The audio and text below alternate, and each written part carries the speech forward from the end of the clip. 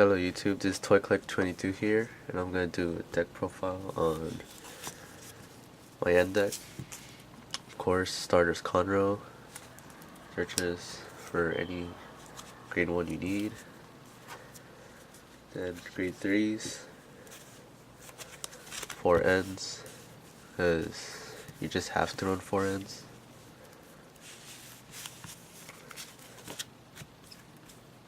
And then 2 Dauntless and 2 Overlord. I'm gonna explain why I run this later. So 2 of each. So it's grade 3s, grade 2s.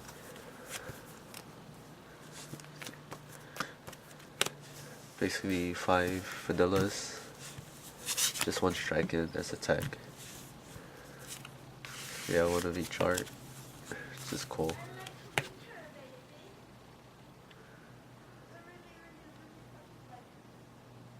Okay, I don't know what's happening over there.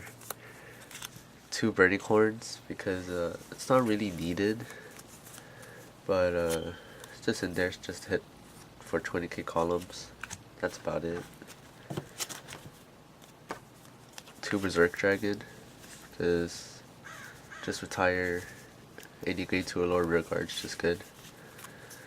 Helps you disrupt your opponent. And I'm trying this out, 2 Tejas, or Tejas, I don't know how you say it. I'm not sure about this card. Every time I draw into it, I usually don't need it. So I don't know. It might come in handy in the future.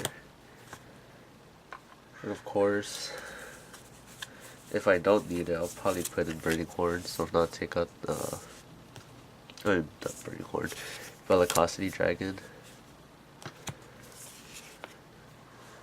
That's for grade 2s, grade 1s, for Barris, because we just think 4 perfect cards is like needed in every single deck. Well, depending on the deck. Like if it barely has any draw power, probably 3. And then 3 Bahr, because I don't really have any other space for them. And not only that, it's not like not many people use cross rides, but even if people do, Bahr is just helpful for that. 2 Gojo, just rest, discard, draw, like just searching for like getting rid of dead cards and trying to get a unit that's more useful. 2 Seal Dragon Keresy. Basically exact same thing, except when it's placed on rear guard, and it's a one-time thing. 2 Kimnara. Basically, destroy boosters. Just counterblast 1. I like it better than Heat Nail because, well, they're both good and bad. Heat Nail forces guard, and you have to hit the Vanguard, while Kimnara uses a counterblast, but you can use it whenever you want. So they both have their goods and their upsides and good sides. Oh, good and bad sides, but I just like Kimnara better. And 1 Aermo, just cycle through the deck. It's grade 1s, triggers, 4 heals, like this, better than the Seal Dragon heal. Then 7 crits. I just like using all the arts, it looks cool. And 5 draw.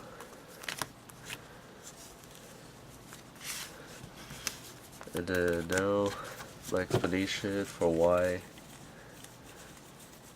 I run both Overlord and Dauntless, because of course Overlord is just there just to give it 13k. Dauntless is just for that final turn ride. Of course, even when you do ride the end over this, They're both hitting for 21 with an 8k booster. So that's it. They've still applied the exact same pressure and hitting for the same number. Except for Dauntless, you have to have more rear guards than your opponent. Yeah, that's the only downside to that. But most of the time, you'll be hitting for 21. But the thing is, with the end, it makes your opponent, of course, it makes your opponent think, oh, does he have another copy in his hand or not?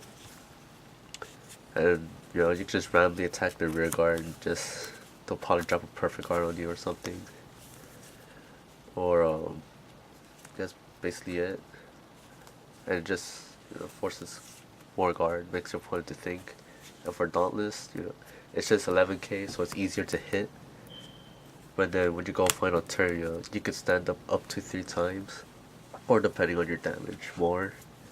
But more commonly, you would just stand up twice because it's easy to guard against, you know, the Dauntless onslaught. And then of course by advantage, because having Overlord will net you more advantage than Dauntless on your final turn. Because of course, you know, if hits, you know, you get a +1 compared to when you ride. Let's say you have 1 card in hand, and then say you attack, you twin drives, get anything, then you discard 3, stand up, attack again, then twin drive.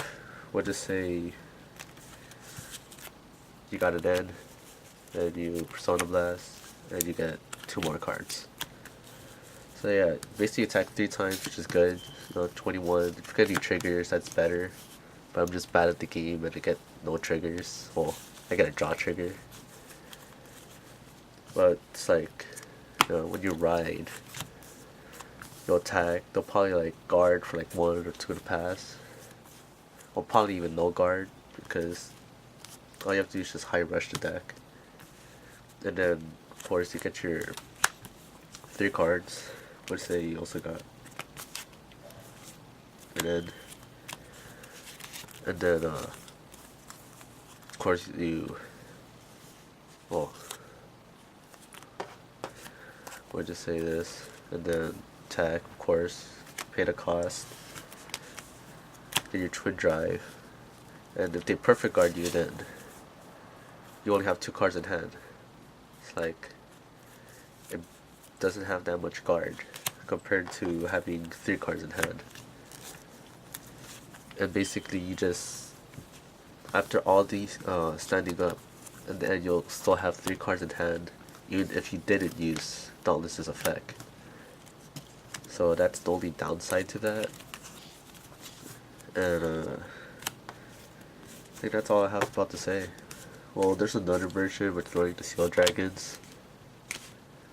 All this is just you run Seal Dragon support just so you can make Conroe versatile, which basically is a cheaper Berserk Dragon. And where is it? So basically, there's goods and bad sides to this. Berserk Dragon's 2 counterblast, once this only requires 1, but it has to be Seal Dragon in its card name. So this could be this, in terms of cost, this is better. But they're both of course 9,000, but the versatility is different. While this could just hit, like, of course this hits grade 2 lower. This hits anything, so you could hit a grade 3, like a Palamedes or something. But if they have a grade 2, then you just give them a 5k shield. So this is really only good to kill like Vanguard boosters, while this could just kill anything. So like in the end, it's like this card's really only good in the Seal Dragon deck, in my opinion. So yeah, this is my end deck. Plus like mini little discussion of Dauntless versus Overlord. Like they're both good. And yeah.